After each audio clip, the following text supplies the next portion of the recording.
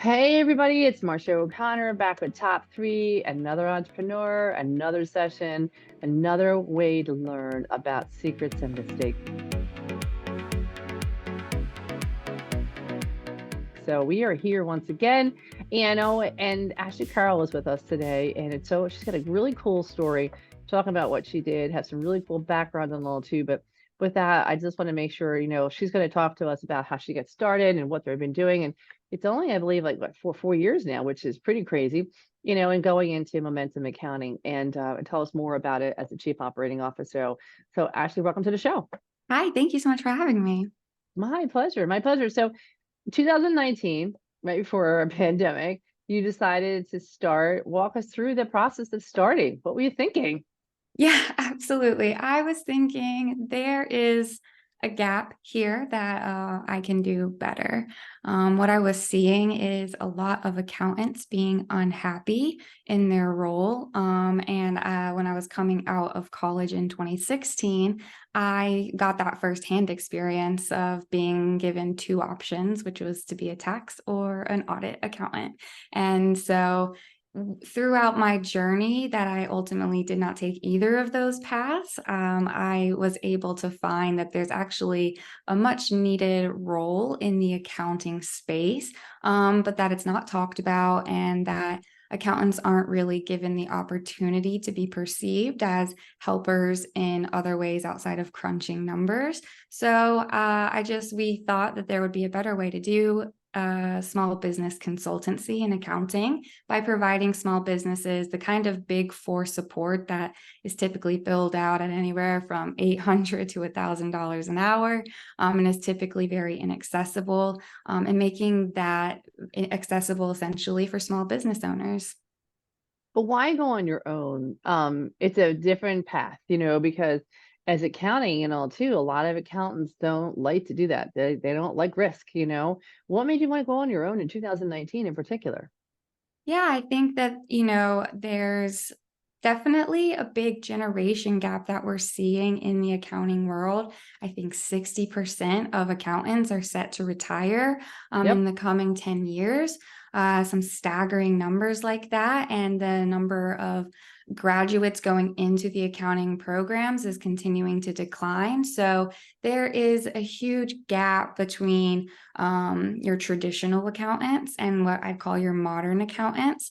And if working in a big four, there's a lot of bureaucracy, even working in a big eight, there's a lot of bureaucracy. And you see the potential, the opportunity cost that these business owners are facing. So at some point, you truly believe that you can do it better or you can provide more value or more help to the world by going independent and being able to offer something that you couldn't necessarily offer when you were confined within your role. Yeah, it's crazy to see what happens. So what do you think? You work with a lot of businesses. Do you work primarily with businesses under 100 employees, or is it more than that? What's your Yeah, bread and typically butter? under 100 employees. We work with primarily service-based companies and Mhm. anywhere between the 1 to $20 million. So when you get up to the 10 to $20 million, can see you getting into the 1 to 200 employee range, but we typically work with clients under 100 employees. Gotcha. But what would you say is like you've been doing this for 4 years now? Like the top two things that you find that basically employers or CEOs doing that mistake, and then you come in and you fix. Mm. First thing would be not talking to their team in a way that matters. So, having their team be part of decision-making processes. They don't have to be the decision makers, but their input needs taken from every decision. I see that skipped over a lot. Sometimes business owners, they just think that they have a great idea and that they're truly trying to be generous. I don't typically see it coming from a negative place or a place of being cheap or trying to get by with the minimum. I truly see them coming in with fantastic ideas of let's give them a one-time Christmas bonus. And then when you go and you ask the employees, they are actually like, if you have $10,000, I'd love a $10,000 salary raise because I can predict that and I can take that home to my family every week for the next year. And so sometimes it's just a matter of not including them in the decision-making process. And I'd say the second mistake that I see is not seeing them as human, seeing your employees as kind of cogs in the wheel. When someone is not doing or meeting, I want to say not doing their job, but I want to correct myself in the middle of it and say maybe not meeting your expectations. The first place that I would like you to check is to call them in rather than calling them out and saying, is everything okay? What's going on for you? There may be so many other things, as opposed to that employee is just slacking, doesn't want to do a good job. I truly believe that the majority of people come to work wanting to do a good job. And it's often that they're put in positions where they feel like they can't do that. They don't have the resources, tools necessary to do that. And so remember that they're human first, and be asking questions, outside of their just role, like, why aren't you getting your work done? How about what's going on for you? I noticed your work isn't getting done. What's going on for you? That's a much better question. Yeah. So, but you're like one of the first accounting, outsourced accounting firms I've heard that basically you talk about the well-being of the individual. A lot of them don't do that. Why is that so important to you? Because as a previous client-facing accountant, that role ruined my well-being. I saw it firsthand. These statistics are very real, and Hmm. I have just always been, I don't know, forward thinking and stubborn, depending on how you look at it, that I was not going to settle with just 40 years of being unhappy as an accountant because that's what I had a degree in. When I got into that client facing role and I realized that, hey, I got to choose an amazing company to work for, but then I didn't get to choose my clients. And I didn't get Mm. to choose my software. I didn't get to choose my team members that I partnered heavily with. And no one checked on me to see how I was doing or if my clients were treating me kindly or if I had what I needed. It was just, are the boxes checked? Mm. I became a box checker, and I know what that turned me into was a lazy employee, an employee that didn't care. All the thing that these owners are worried about your employees being in remote working sessions, that is a fear, that is a consequence of you not providing them the right environment. And so I think that that's why we care about it so much as an accounting firm, because we've been in that position. We know what it's like to cry before you come into work. We know what it's like to be afraid to answer that client phone call because they're going to say things like, well, a good accountant could just we are all humans who deserve a reasonable amount of respect. We're all professionals just trying to do our job. And if we're all working towards the same goal, and what's your goal as a business owner? Most of the business owners I work with are trying to reach personal financial freedom for themselves and for their team and have a bigger impact either on their industry or their community in some way. That's the same thing I want as an individual. So if we can see each other on that same plane and then bring in our professional expertise to collaborate together, we're going to get a lot further, as opposed to just kind of seeing each other as these cogs, one or above the other, feeding information in and out of these ports. Basically, it's very sterile, and it will cost you a lot of money at the end of the day, not only in clients and turnover and employee well-being, but brand reputation and how Hmm. far longevity in your business, that goes a long way too. How many employees do you have now? 8. Gotcha. So how do you take that, what you just told me, and incorporate that with your 8 employees? Yes. So the biggest thing for me is I have conversations with each of my employees every week. Now I have 8, that's very scalable for me, but to have groups of of teams that are verbally checking in with each other, not a software. Now software is great too. That's another tip to do, 15.5 is a software that I recommend. It's a platform that you can do a check-in 1 to 5. How was your week? And then answering questions. So that can be for your team members who aren't as comfortable speaking face to face. But I highly encourage you to, even if that's not your natural inclination, to get those face to face interactions and get to know your employees as people on a personal level, because I've become so close with them that I can kind of tell when things are maybe not going well for them outside of work, that they're bringing things in, that they're feeling stressed. Maybe I know that my colleague's husband is undergoing surgery. Now these personal things that may not be any of my business, and for bigger organizations I completely understand privacy, and I highly encourage you to just set clear boundaries within your firm of what you want to share.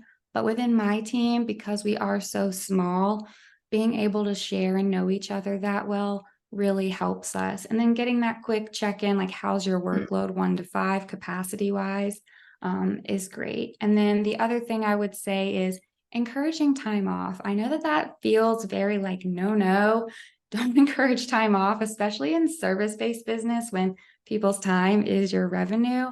Yep. But man, will they knock it out of the park on a client call when they come back well rested with their mind in a better place, as opposed to just weeks and months of droning on, tired on these calls, not bringing any energy, not bringing any new ideas. So encouraging time off is a big part of our team plan. When we see people tired, rest is not a reward; it is a requirement. But what happens? I imagine they're all obviously they probably are remote, your employees, or do you have an office in Altu right now? Correct. We're all remote. You're remote. And so how do you keep that remoteness of that? I mean, 8 people, a lot easier, yes, than 80. Totally agree. But how do you keep that kumbaya with people working remote? I mean, obviously taking time off, I totally get that. But what else are you doing to keep them motivated? Because talking to people is great, but it is hard to get up every day and, to crunch the numbers, basically. That's what we're doing, right? So how else are you doing that right now? Yeah, so really tangibly, what we do is every Monday, that's my planning day as COO. I get up, I read through all of my teams. We have lots of transparency so that we have the ability to hand things off and share and delegate amongst our team. So that's something we've really put in place as a small team. Other small teams, it's typically like, you really can't go on that 100% vacation policy because you're the only person who works on these 8 clients and they depend on you. So for us, every client has a backup on everything. And then every Monday, the 8 of us meet, and it's basically float everything to the top. What's been going on for you? How are your clients doing? How are you doing? What do you need help on this week? What are your roadblocks? Just giving that open opportunity as a team, because a lot of things, someone might be experiencing something that someone else hadn't thought of, or Yep. was had that pain point but hadn't brought it up for some reason yet. So just collaborating and synthesizing the data as much as possible, meaning like sharing it all together and seeing how many different situations we can apply it to Yep. make it easier. So it can be so easy as a remote team to get siloed and then feel lonely and lost and not sure where to go. That's why we come back together every Monday as a team to do that. I think another thing that is different, we don't do any Slack channels or like chatting like that during the day. We do have we have like a voice system that we can text and call each other on, and we have like Yep. group chats, but we do not waste our time like on Slack channels all day, because when we get together, it's so much more meaningful. Like we spend the first 15 minutes, 20 minutes actually chatting and laughing and showing vacation photos. And then Yeah. we get into the meat of it. And that's just what's worked for us. It may not work for everyone. Mhm. We also just don't like to be distracted during the day. We're very much a work-life balance firm. We all have the same understanding that we like to come in, do our work, and then we like to have our time that we've earned off. And we're all really respectful of that with each other. So coming in with that goal in mind, that keeps everyone really energized, knowing like, okay, we're all working towards achieving this 36-hour work week that we've bought ourselves. We bought ourselves a half day back every Friday with our revenue or profit margin. That's how we're keeping everyone energized. And I imagine too, finding people difficult right now. I mean, there's still a talent crunch. I don't care what anybody says, especially for the high skills. How are you finding to find these people? So I have heard this. I'm not gonna brag, but when I posted, so I did recently hire a new accountant, and I accidentally went viral on LinkedIn doing so by posting basically the morning of I was doing interviews. I wrote a little letter to any of my interviewees who were going to be checking out my LinkedIn profile, as I assumed they were going to be. And I said, hey, here's what's going on for me this morning. Like, this is not my normal day either. So I'm nervous too. This is what I'm wearing. This is what I have at my desk with me. These are the questions I'm going to ask you. This is the problem that I need solved in the next 60 days. So tell me a story about this. Basically, just softballing everything to them.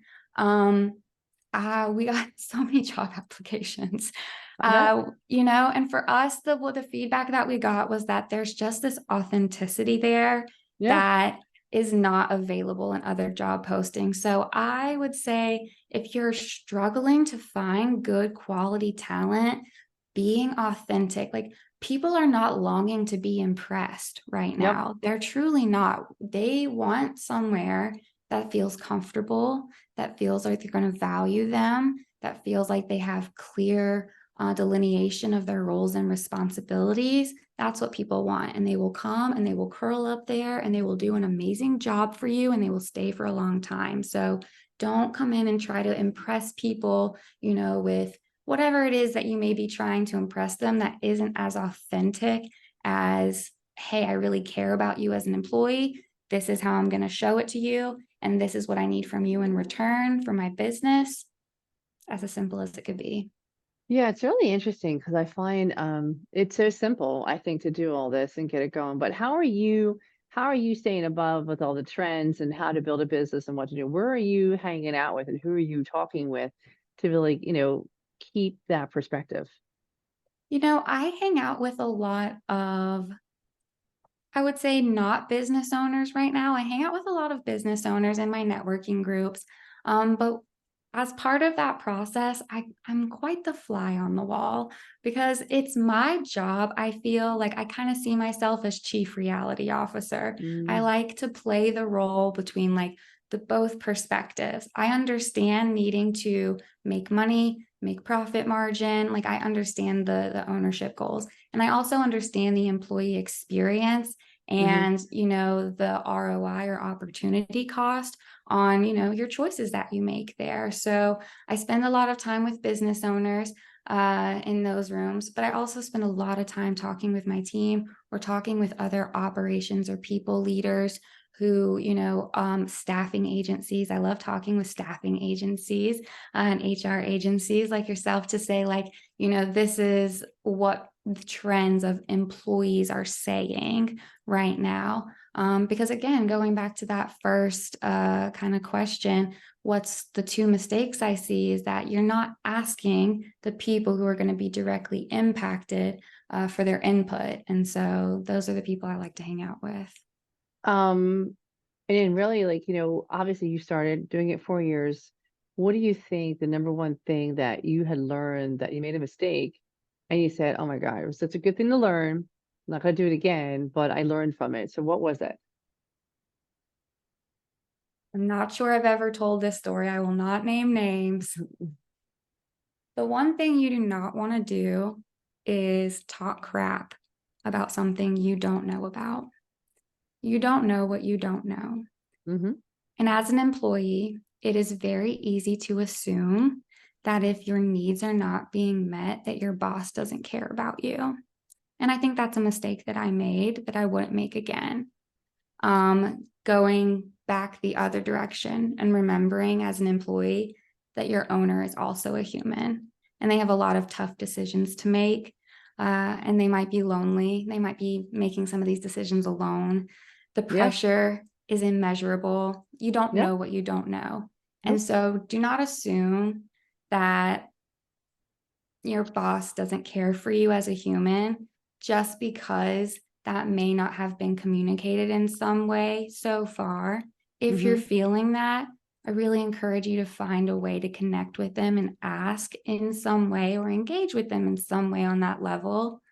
Um, to see if you maybe can crack the door to that conversation rather than just accepting defeat, Yeah. um, which is going to put you in that place of, not doing your best and showing up to do a good job.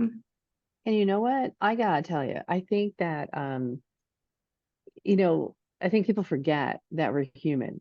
And as being a CEO and running everything, because we make it look, sometimes people make it look easy, and it's not. And it's very lonely. And, as I was building, I can't tell you how many lonely nights I had, even though I have a family.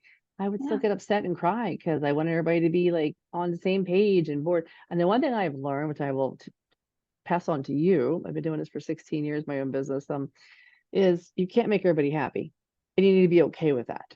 And for a Absolutely. lot of people, that's really hard to like let go and be like, you know what, they have to make that decision, not you. And I think as a CEO, you put it all on your shoulders, and sometimes it's really hard to pull away. So I get all that. What about successes? We talk about top three is all about successes and failures. And what about a success thing that you did or implemented or said that really resonated with the team member and it was so like impactful? Hmm. In my current role, Hmm. hmm. I think the idea of implementing backup is so basic, but Hmm. has changed my team members' lives. Mm. In this people service industry, right? It is typically one account manager to a client. Hmm. And then you're typically told you have PTO or 100% PTO, but that client's business is still running. And so the game changer for us was when I introduced the idea of like, hey, you don't have to be able to pick everything up day one and know all the nuts and bolts of something. But if this team member deserves some time off and goes on their time off, they Hmm. deserve to not have to check their phone. Like pure time off. I don't know where I mean, digital nomad is great, but I'm talking about actual vacation, not checking emails or phones. So putting that extra person behind them, even though it was a little bit of extra lift for everyone to Yep. get familiar with each other's clients on just the basic level. And there was a lift of creating documentation, obviously, that would be quick Hmm. to pick up in case we Hmm. needed to do things. Now people actually go on vacation and they come back rested.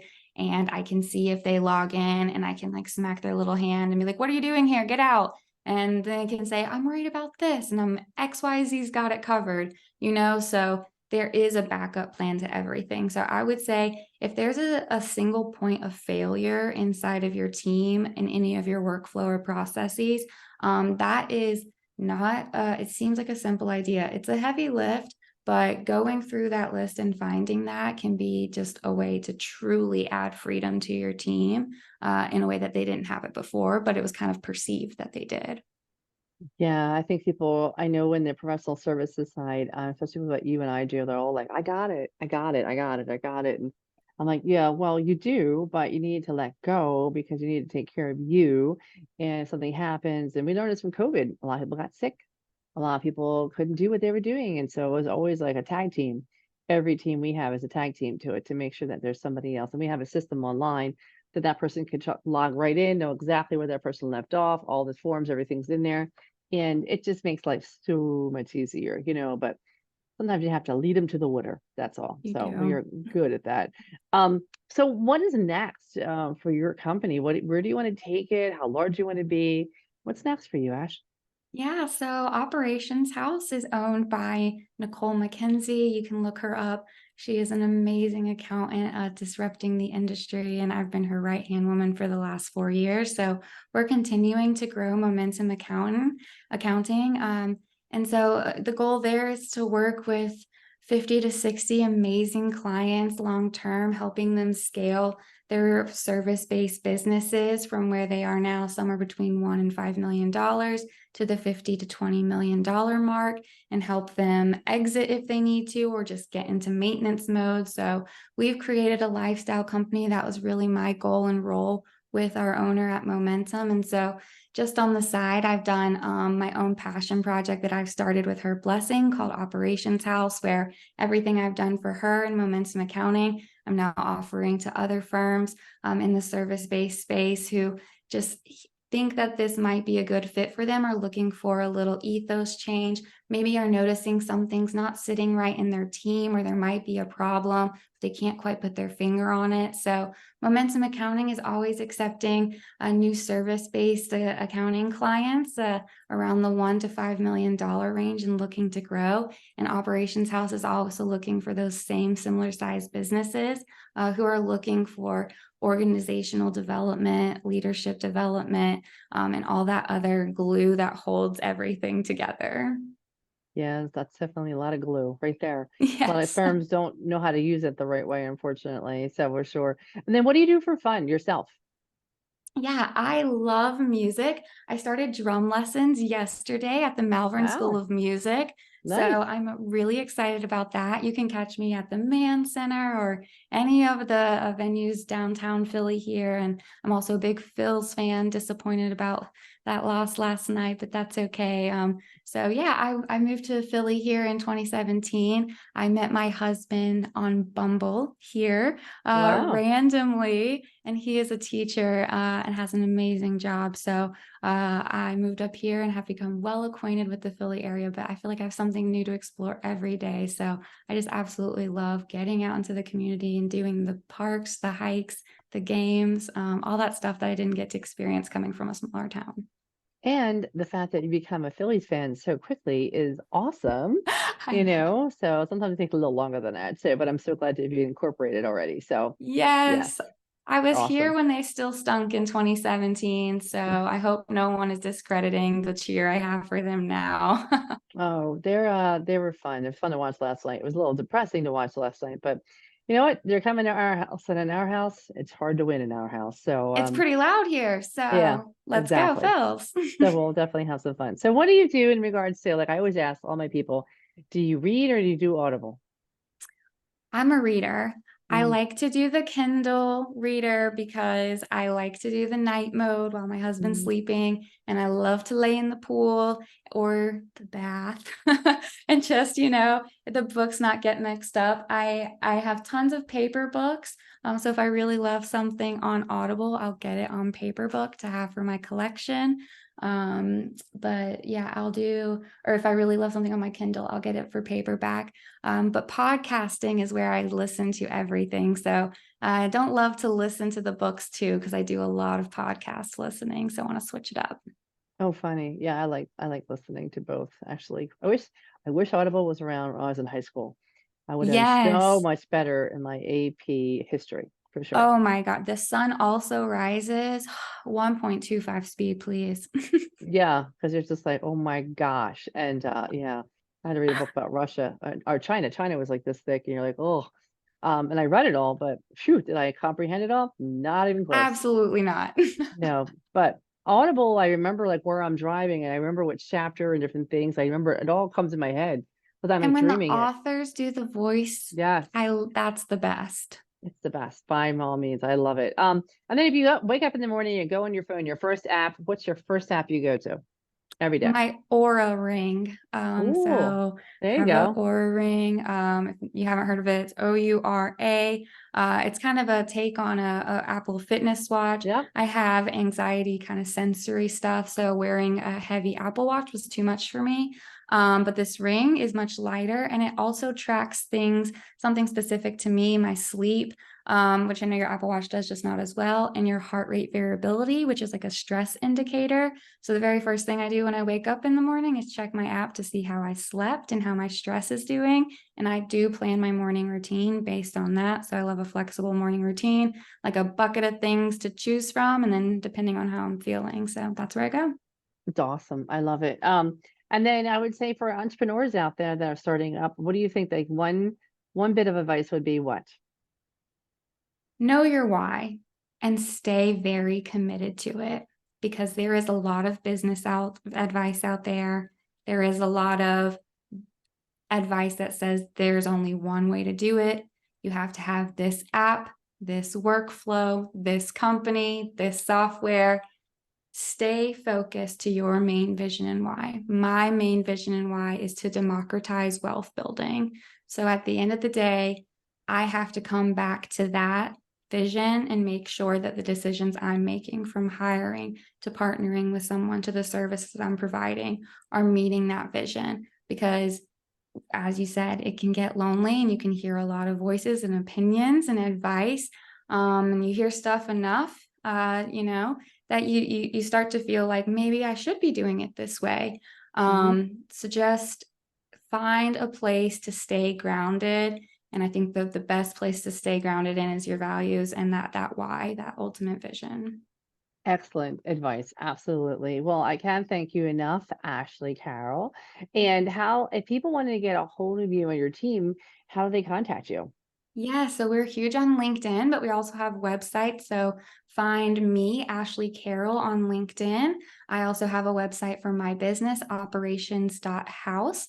And you can find my owner for Momentum Accounting, Nicole McKenzie, on LinkedIn as well. And she has momentumaccounting.com as her website. So feel free to contact us through either of those forms. So wonderful. It's so good at a tag team like that. It's really good to have both of them together because they don't get together enough, unfortunately. So, That's what we're but seeing. until it's too late down the road. So, well, congratulations. Best of luck to you. Stay in touch. And for those out there who are entrepreneurs listening, take the tips, take the pearls of wisdom that you're hearing today because there's so much out there. Hang around other entrepreneurs, really ask the questions, dive deep, and don't be afraid. But you're right about focusing. Focus, focus, focus. Don't be everything to everybody, but be something to everybody instead, because it's going to be much more important for you down the road. So with that, I'm going to let you go. This is Marcia O'Connor once again with the O'Connor Group. This is Top 3. Please like us. Please share us out there. And until next time, keep on grinding, guys. You got this. We're behind you. Talk soon.